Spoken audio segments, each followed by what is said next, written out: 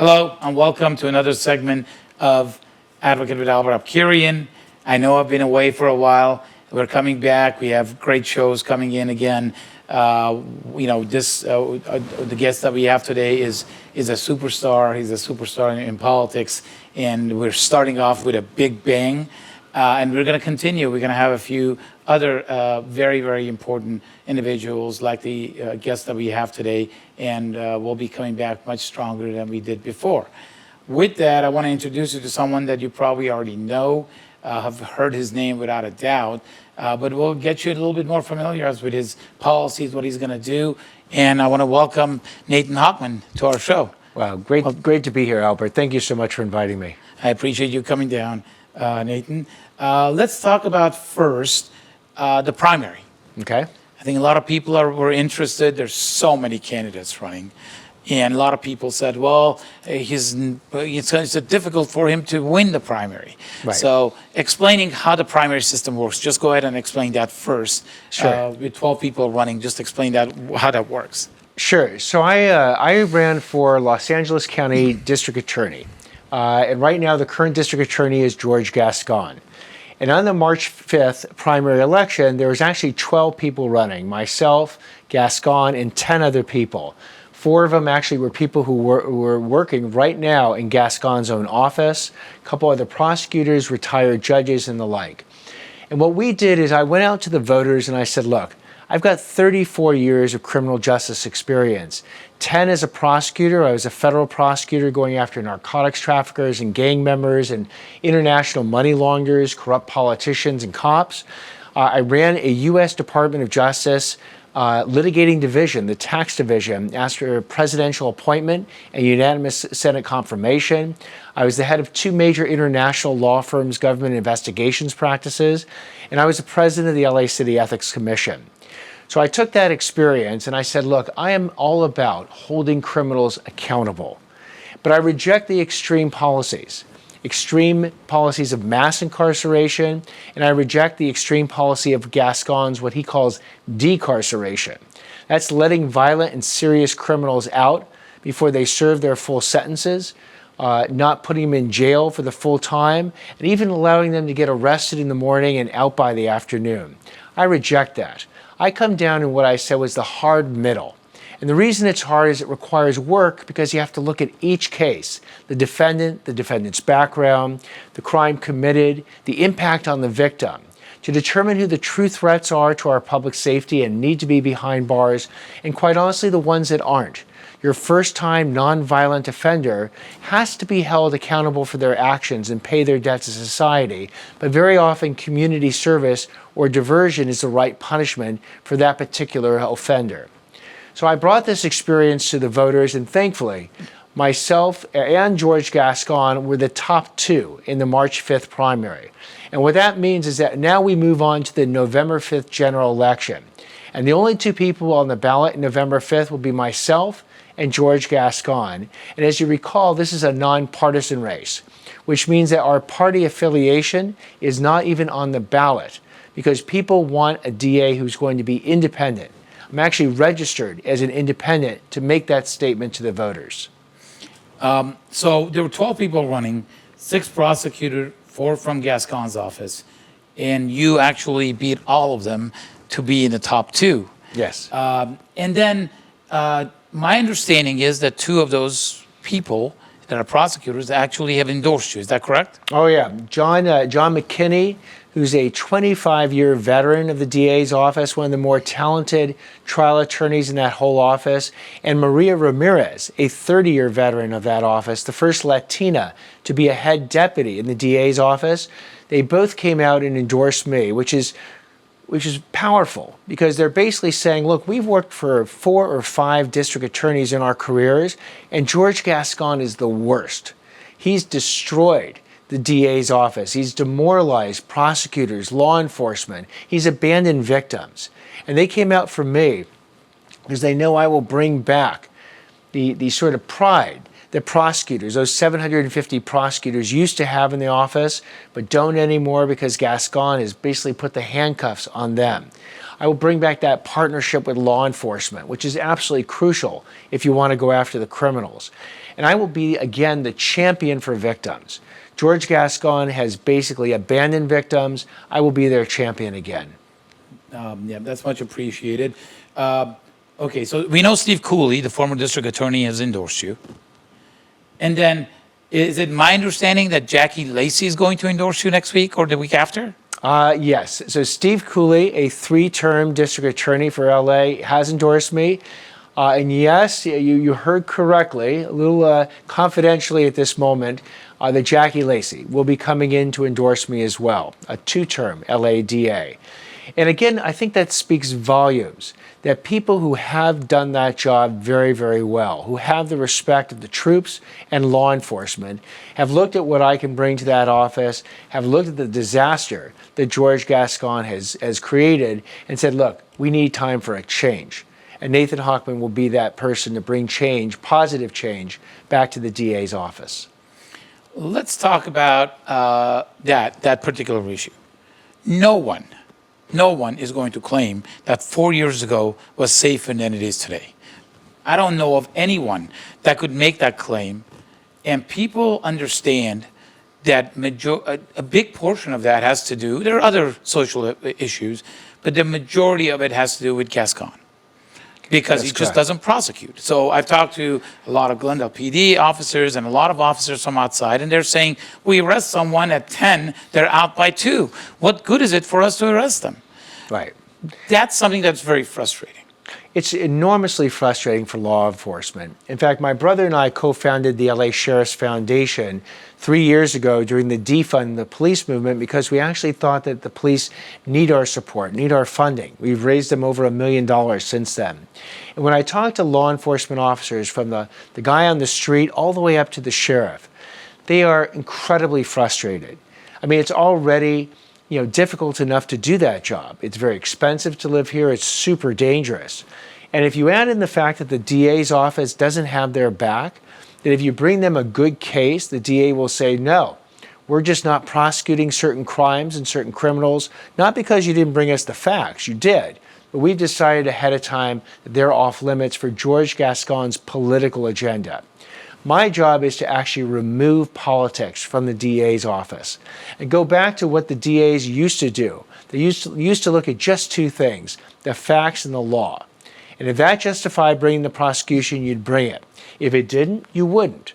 But you don't insert a political agenda on top of that predetermines who's going to get prosecuted and who's not going to get prosecuted. That is true. Let's do this. Let's take a quick break, come back, and then continue with Nathan Hochman and his purpose of running for District Attorney's Office. We'll be right back. Well, welcome back. We're here with the candidate for the Los Angeles District Attorney, Nathan Hochman. Hochman, Hochman, perfect. There you go. And we were covering everything else. I want to talk to you about a couple of things. Glendale, the robberies in Glendale have really skyrocketed and has nothing to do with the police. I think that we need to have an extra 25 people. There's nothing more important in a city budget than the police department, as far as I'm concerned.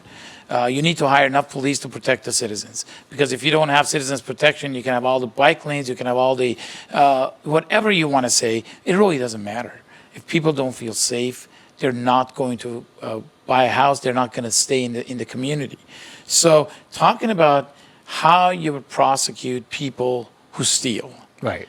Either grab and go, which has become a joke in the county, or people who get arrested for going to somebody's house and violating their privacy and doing something. How would you handle that that's going to be different than what Gascon is doing now? Well, I think, Albert, you're right. The first role of government is to keep people safe. Everything follows from that, but if you can't keep people safe, I mean, we've seen it in LA County. People will vote with their feet. And LA County has lost more people that have come in over the last 5 years. So you have to figure out a way to keep it safe. And you're right also that we are well understaffed as far as law enforcement officers go, because, compared to New York City, we're about a quarter of the amount of officers compared to New York City on a per population basis. And we have a much bigger geography for them to cover as a starting point. But here's what the DA's office can do. George Gascon has literally special directives instructing his 750 prosecutors that, for instance, if a juvenile steals just under $950, they will not be prosecuted by the DA's office. Why? Not because they didn't commit the crime, because he's decided up front that juveniles will not be put, go through the criminal justice system. I disagree. I disagree with that strongly. It doesn't mean you should put someone, who steals a Snickers bar in jail for 10 years, but you have to hold people accountable for their actions. I mean, we teach our children that there's a line, and if you cross the line, there's consequences. If you give your child an 8 p.m. curfew, and they come back at 9 and you do nothing about it, then the next time they'll come back at 10 or 11. If you complain, well, what about the curfew? They'll go, you never enforced the curfew. Well, I decide what the rules are in society. And that's effectively what criminals are doing. When they tell officers, look, thank you for arresting me in the morning, I'll see you in the afternoon. They're dead serious because that's the rules that George Gascon has put in place. I can change that. The DA is literally that powerful. George Gascon even proved it because he changed everything within an hour of coming into office in 2020. I can change it back on my first day because the DA does not answer to the mayor. The DA doesn't answer to the sheriff, the chief of police, the board of supervisors, no one. He answers to the voters, actually. And so I can implement a series of policies on day one that'll re-empower those 750 prosecutors to do their job and hold people accountable if they're engaged in smash and grab robberies, thefts, home burglaries, car thefts, the whole works. And the message is to send particularly to criminals. Because if my goal is not to fill the prisons to the breaking point, that's actually the failure of the system. My goal would be to set a very fair but enforced line and say to the criminals, look, if you cross that line, there will be consequences and you can count on it. And then I want the criminals to then be deterred from committing that criminal action in the first place because they know the consequences are going to happen. And that's quite candidly, you'll know if things are going well, that you'll actually have less criminal activity, less victims, because the criminals will understand that you're truly serious about consequences for their actions. That's great to know. I want to touch, as you know, I've endorsed you when you were running for Attorney General. I'm definitely announcing that I'm going to endorse you now that you're running for District Attorney's Office because I think that there's no more person qualified than you to actually run the job. So thank you. But I don't want this to be an infomercial, which we don't run infomercials in my office in this show. I want to talk about what's wrong with the District Attorney's Office, and it comes up with, and I did some research and I heard about Diana Taran. Yes. And when you have your number two being charged with a felony, there's a problem in your office. Oh, yes. Do you know about that case, and do you know the background and what's going on with that case? Yeah, so let me tell you what's happening. Last Wednesday, the Attorney General of California, Rob Bonta, filed 11 felony charges against Diana Taran. Now, who is Diana Taran? She's the assistant DA, effectively the number 2 or 3 person in the DA's office. And she's in charge of, if you can believe this, ethics. She's in charge of integrity. She's in charge of police prosecutions. And what these 11 felonies were for is that they alleged that she illegally accessed and stole confidential police officers' information from their files and then used it while she was at the DA's office. See, Diana Taran used to be a deputy public defender. She used to work for the sheriff's department. And then she comes over to the DA's office. George Gascon brings her over.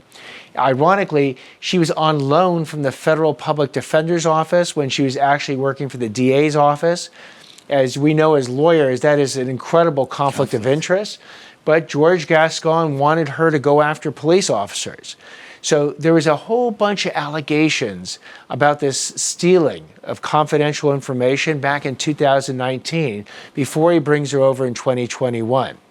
And what George Gascon knew and when he knew it is going to be the subject of much inquiry. But he brings her on with this cloud over her, gives her this power, and lo and behold, according to the Attorney General, she illegally uses this information and accesses the DA's own database. Then what happens 3 years later, instead of, while, by the way, a criminal investigation is being processed by the Attorney General's office, he actually elevates her and promotes her to be in charge of the entire Ethics and Integrity Division of the DA's office. And that happened as recently as January of this year. So it is shocking. It's actually historic. It's the first time the Attorney General has ever brought felony charges against a senior member of an LA DA's team. And again, I believe since Rob Bonta actually endorsed George Gascon in 2020, he's a buddy of George Gascon and no buddy of mine because I actually ran against him. And the evidence in this case must be so rock solid. The law must be so rock solid, or else why would the Attorney General do this to his buddy? It's just that the Attorney General refused to look away and felt compelled by the evidence to basically strongly accuse the number 3 person in the DA's office of being a felon. Yeah, that's incredible. Let's do this. Certainly. I know we've taken one break. We've taken a second break. And we'll come back, and there are a couple more things that I want to talk to you about that are very important, and we'll come back and we'll talk about it. Let's take a quick break and come back from the break and continue with Nathan Hochman. Welcome back. We're still here with the candidate for District Attorney, Nathan Hochman. Nathan, I want to talk to you about one thing that really surprised me. I was doing some research, and on April 3rd, I see a poll. Now, you shouldn't be too happy about this poll, because people get too confident sometimes.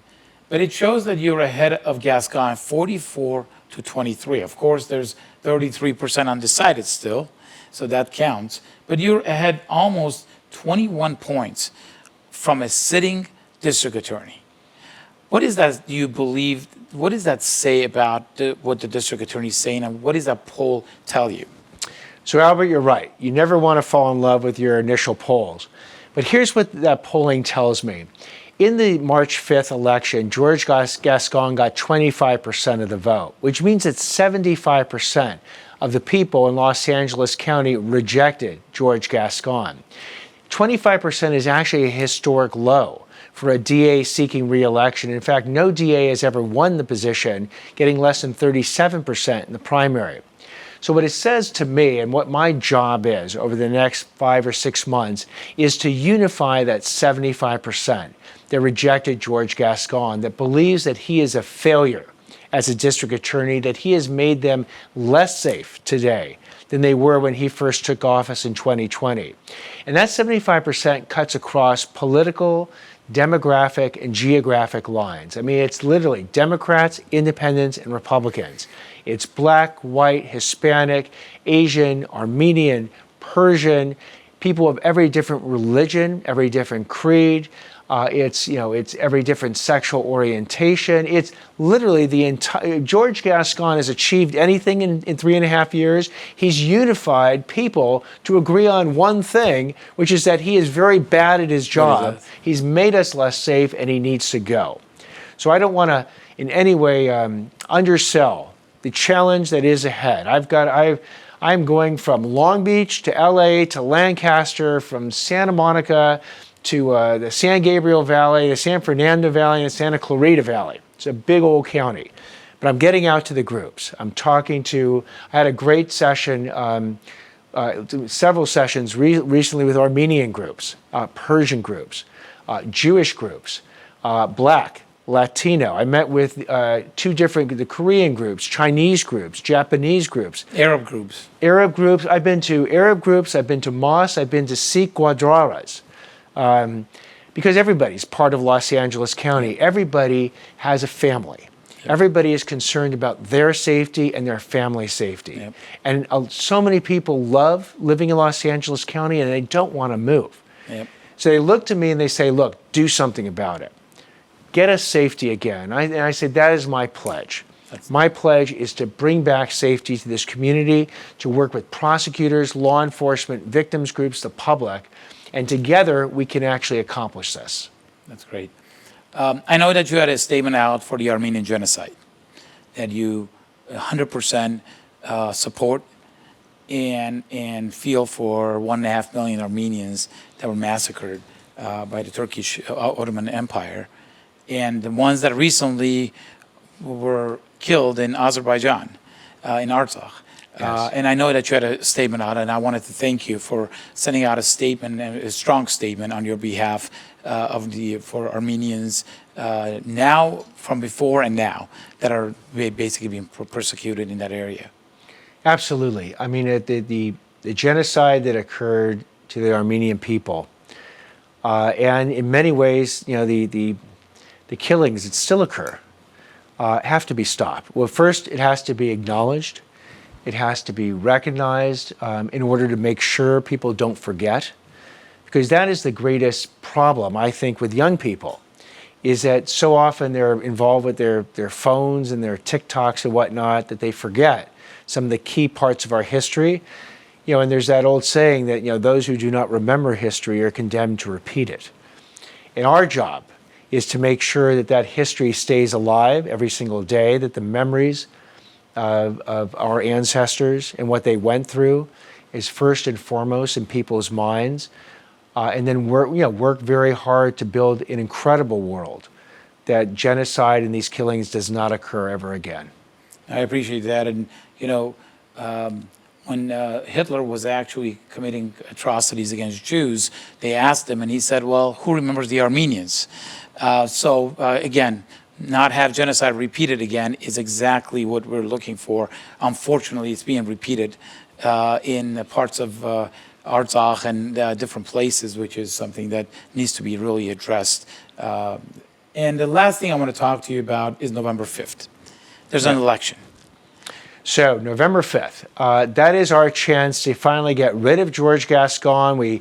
The recalls didn't work, but this is it. He can't dodge the November 5th election.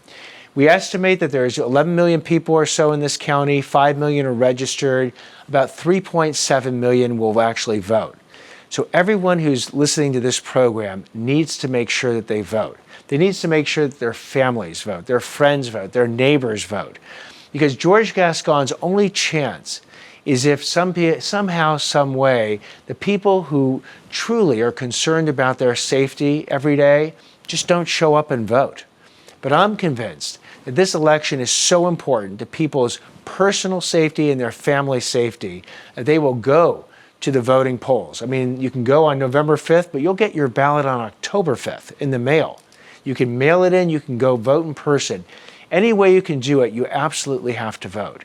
Because when all those votes are tallied come the night, about 8 p.m. on November 5th, I very much hope that Los Angeles County has a new district attorney, and I hope to come back on your show thereafter as the district attorney for the county of Los Angeles. I appreciate that. I want to invite you back in September so we can do another show to kind of give us an update as to what's going on. I want to thank you for coming in. Much appreciated.